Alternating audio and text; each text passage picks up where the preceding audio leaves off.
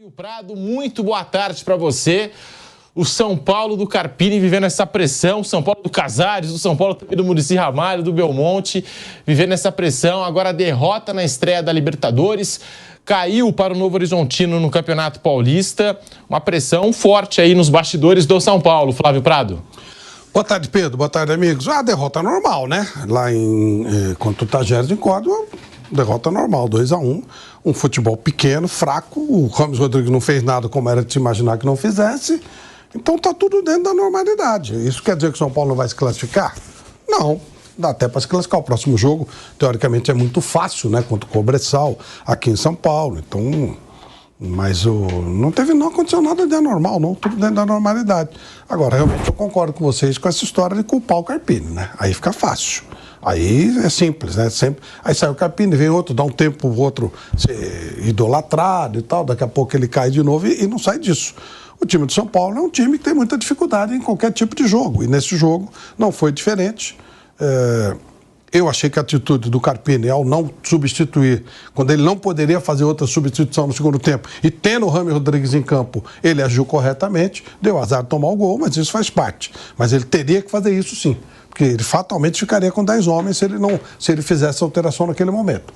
Ele sabia que pelo menos o Ramos Rodrigues ele ia ter que tirar.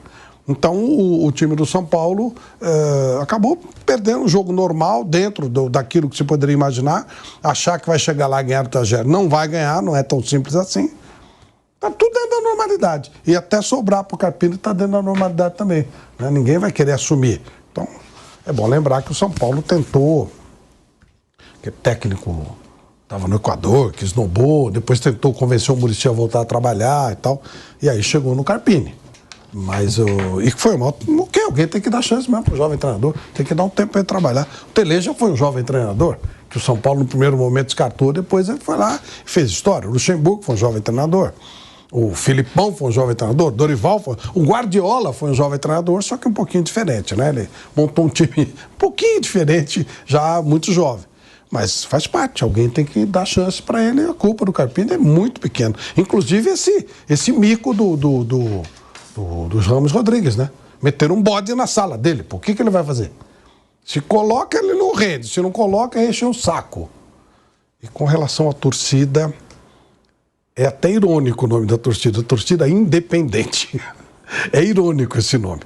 Se tem uma coisa que essa torcida não é independente do São Paulo. Mas não é. E o São Paulo também não deixa ela passar necessidade. A gente tem um vídeo do Casares aí pra gente poder exibir. Anteontem, né, numa conversa com um torcedor do São Paulo, no Morumbi, que viu o Casares. Daqui a pouquinho a gente vai colocar esse vídeo aqui no ar, né? O Casares falando assim, não, calma aí, vamos com calma, o Carpini só tem 14 jogos, né, vamos deixar ele trabalhar, enfim. E a posição é essa, o São Paulo não vai demitir o Carpini, pelo que saiu aí, dos colegas que cobrem diariamente o São Paulo Futebol Clube. Antes desse vídeo do Casares, nós temos o Lucas Moura, né? O Lucas falou sobre o trabalho do Carpini, disse que o momento ruim do São Paulo é mais criado pela imprensa, pela parte externa, do que pela gente. Aspas de Lucas Moura. Vamos rodar o Lucas Moura, então? Aliás, ia falar aqui, né, que o Lucas Moura estava chegando no bate-pronto. Evidentemente, falou na Zona Mista ontem. Então vamos lá. Lucas Moura fala e você acompanha no bate-pronto da Jovem Pan.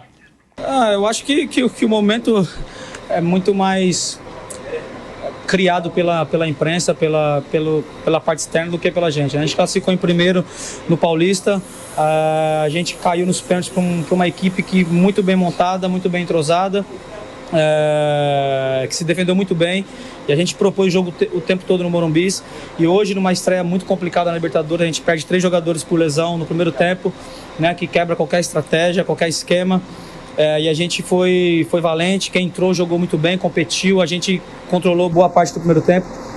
Enfim, coisas do futebol, cara. O Carpini tem todo o nosso apoio, um treinador que a gente vê no dia a dia, né, a capacidade dele, não chegou aqui à toa.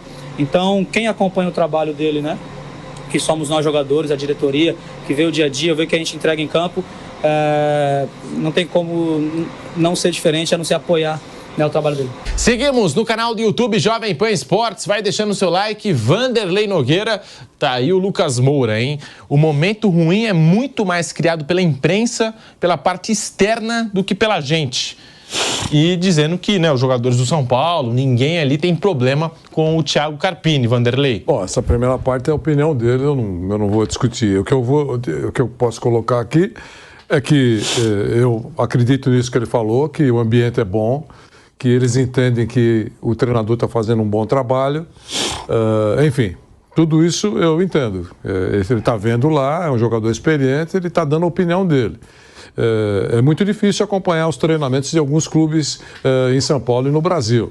Aliás, eu queria dizer que nessa semana que antecede, é muito legal, o Santos abriu mais uma vez o seu treinamento para a presença da imprensa acompanhar a preparação para a disputa do título. Mas, isso posto, eu queria dizer que é isso.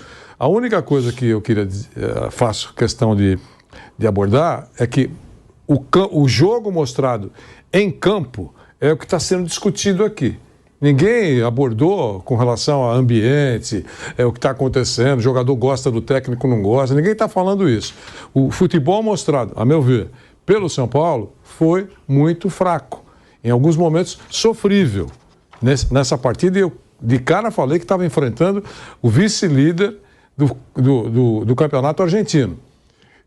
Só estou dizendo que o jogo do São Paulo foi muito... Eu não vi isso que ele mostrou, que estava dominando o primeiro tempo e boa parte do primeiro tempo. Não vi isso desde o início da partida. Então, é isso. O time não foi bem. Sofreu problemas, é verdade, também foi destacado aqui no programa, contusões surpreendentes, 3 num tempo só. A decisão do Carpini, que ele abordou, foi elogiada por todo mundo aqui, ou pelo menos endossado. Olha, se estivesse no lugar dele, faria a mesma coisa. Quase todos falaram isso, não só aqui, mas em outras emissoras e em outras postagens. Tudo isso está certo. Agora, no campo, houve falhas que não depende, por exemplo, do trabalho do treinador. Sabe? Passes curtos, domínio da chamada segunda bola, de rebote, sabe? Decisões erradas, que independe do treinador. Talvez o treinamento tenha sido ótimo, nos treinos ótimos, mas a execução no campo, que depende muito dos jogadores, não foi boa. Eu ainda lembrei, claro, com uma pitada de estilingada, que foi destacada a última preparação do São Paulo, o treino preparatório para a estreia da Libertadores, 10-0 para o time. Poxa vida, jogo-treino contra o Atlético de Mogi. Sabe, é isso que a gente começa a falar. De volta à rádio. De volta à rádio Jovem Pan com um bate-pronto, ainda falando dessa derrota do São Paulo na estreia da Libertadores. O Vanderlei com a palavra, porque a gente ouviu o Lucas Moura, né, defendendo o trabalho do Thiago Carpini e dizendo que a pressão vem muito mais de fora do que de dentro. No caso aí do Carpini, Vanderlei. É o que as pessoas veem. Alguns gostam, outros não gostam. As redes sociais, por exemplo, estão batendo bastante no Carpini, né? Que o Lucas falou que o pessoal está gostando do trabalho dele. Eu acho até que é verdade, os jogadores gostando, entendem que ele está fazendo um trabalho, está se esforçando, é um cara aplicado, antenado, moderno. Tudo isso eu acho que é verdade, ele não falou. Com relação à pressão, isso eu não vou avaliar aqui, é a opinião dele. Mas no campo, a coisa não está rodando, não está prosperando.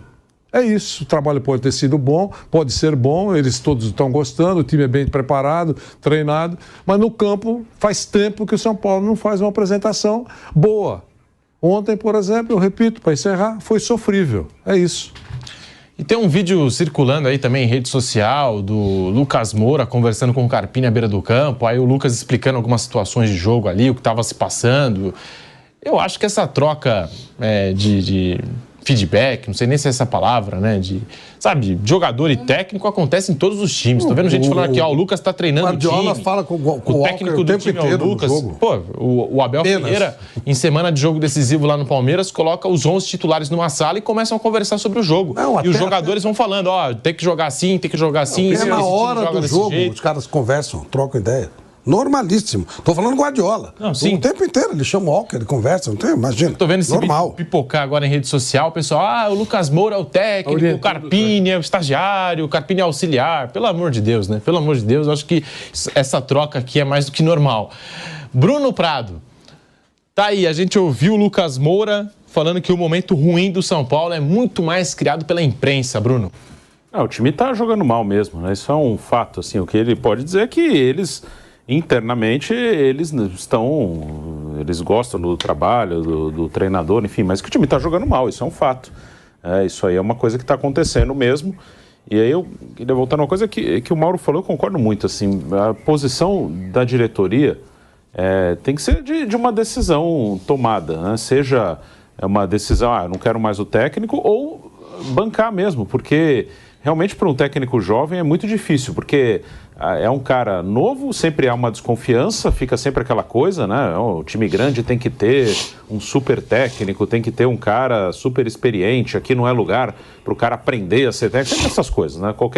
Ao mesmo tempo que pedem renovação, não tem um mínimo de tolerância para um cara novo. Então isso já era previsível se acontecesse algum tropeço. E aí cabe sim a direção, se a decisão é mantê-lo, a diretoria acredita que o trabalho dele possa render alguma coisa, que a decisão é seguir com o Carpini, de publicamente mesmo se colocar, se assumir as decisões, a gente vai manter porque a gente acha que o trabalho é bom e que a gente acredita que o time vai melhorar, que ele é capaz de melhorar o time. Aí seria interessante até o Muricy entrar. O Muricy é um cara que foi treinador do time, é ídolo da torcida, um cara que é respeitado no São Paulo, um cara que já esteve na posição do Carpini, até como um jovem técnico. O Muricy, lá atrás, não depois quando foi tricampeão brasileiro, mas lá atrás, nos anos 90, ele era auxiliar do Tele e ele teve que assumir quando o Tele ficou doente. O Muricy teve um período ali que ele, ainda muito jovem, assumiu, quando o Tele ficou doente, se afastou, depois chegou-se à conclusão que o Tele não poderia mais trabalhar, aí chegaram a trazer o Parreira, o Muricy seguiu como auxiliar, e quando caiu o Parreira, o Muricy assumiu de novo.